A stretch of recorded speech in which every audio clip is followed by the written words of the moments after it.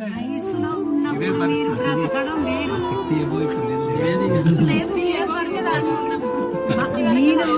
నేను మీ మాట మీకు ఎందుకు చెప్తున్నానంటే మా వయసు వచ్చాక కాదు, ఇప్పటి నుంచి కూడా మీ భార్యల్లా కాదు, కన్న పిల్లల మీద మీకు ఎంత ప్రేమ ఉంటుందో మీ భార్యల మీద కూడా మీకు అంత ప్రేమ ఉండాలి. ఎక్కడి నుంచో మిమ్మల్ని నమ్మి వస్తుంది ఆ పిల్ల కదా, మిమ్మల్ని ఎక్కడి నుంచో మిమ్మల్ని నమ్మి, కేవలం మిమ్మల్ని నమ్మి వస్తుంది. మీరు అడవిలోకి తీసుకుపోండి, ఓ భవనంలో కూర్చోపెట్టండి, మీతోటే కాపురం చేస్తాను. అలాంటి పిల్లల గురించి ఎంత ఆలోచించాలి చెప్పండి. పిల్లాడు ఒక నిమిషం తప్పిపోతే మీరు దాంతో తన ఇంటికి రాలేదు, ఎక్కడ పోయాడు.